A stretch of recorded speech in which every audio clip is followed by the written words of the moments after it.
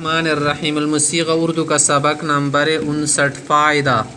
مصنف رحمۃ اللہ علیہ یا سے ایک فائدے کو ذکر کر رہے ہیں امر محموز کے ان صیغوں سے جن میں یسالو کی قاعدے سے حمزہ حذف ہو گیا ہو امر محموز ولا آغا صیغے سبا کی دی یسالو قاعدے په واجه حمزہ حذف شي امر جواب کے صیغوں کو اس طرح ممتاز کر لیا جائے یا اس طرح ممتاز کر لیا جائے امر اجواب ولا صیغے بدسی طریقے صورت نہ جدا کہ اجواب میں واحد مذکر اور جمع مؤنث کے علاوہ تمام صیغوں میں عین باقی رہتی ہے سپا جواب کی دی واحد مذکر اور دی جمع مؤنث نہ سوا نور ټول سوک به عین پاتی وی لکه تاسو چې قولا قولو قولی اور بیعا بیعو بیعی اور خافا خافو خافی اور نونی ثقیلہ و خفیفہ میں بھی عین واپس آ جاتی ہے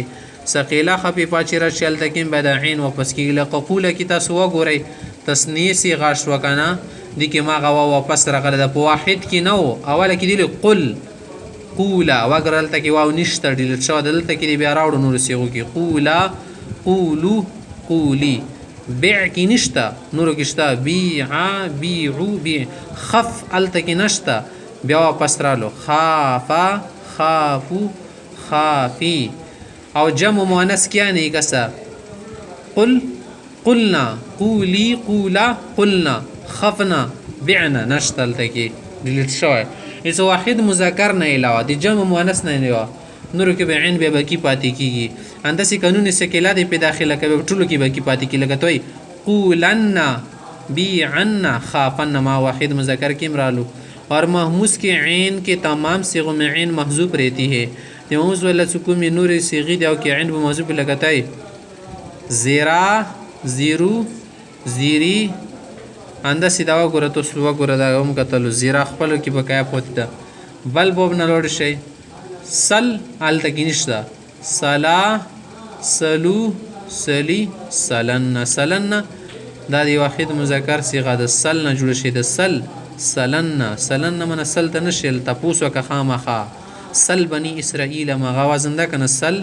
سلن سلان نه سلن د جوړي اجواب یید تخی از سمع دی باب سمعنا موسر لفظ دی ان نیلو پان شی مندل حاصلول نال شیخ ومند ورسید مراد ته ینال وبرسیږي ډیر زر نیلن پر رسیدل سره لینال الله لهم ولا دماء الله ته تاسو وینه نه رسیږي غوخه تاسو نیت رسیږي قربانی کی لکل تک ینال الخ اس کے تمام صیغوں کی تعلیلات ہمارے سابق بیان کے قیاس پر کی جا سکتی ہیں اذا ولا تعلیلات مخی کوم موسو کړو ماغه شوندې کولای شي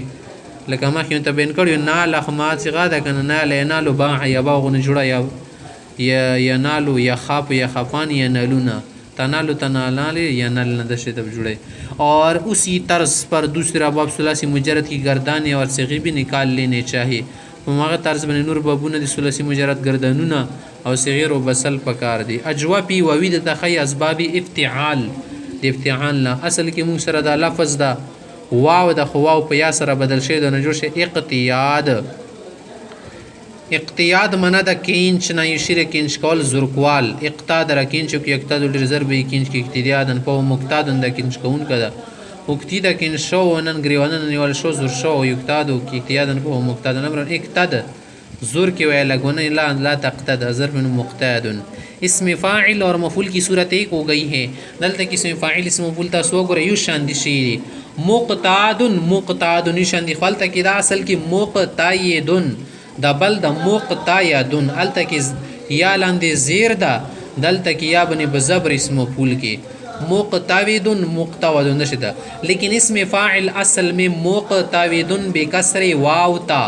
اسم فاعل فاصل کی وہ مقتاودن واو لاندې زیرو اور اسم مفعول مقتودن بفتح واو اسم مفعول کی واو نے زبر ہو اور ظرف بھی جو کہ مفعول کے ہم وزن ہوتا ہے اسی طرح ہے ظرف ہم دشید جڑے گی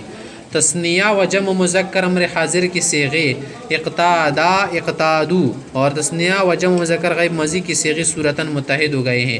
بدل تسوا ورتکل امر ولا گردان کی وجہ سے کہ اقتد اقتادا اقتادو اس مزید لوڑ شي مزید ولا گردان سنگی کوئی اقتادا اقتادا اقتادو. ودې کې وګورئ تسنیت جمع مذکر ول کومې صيغې دي کنه دي امر وی او کدي ماضی وی شکل یو شون دي د صورتن متحد گئی یو شون دي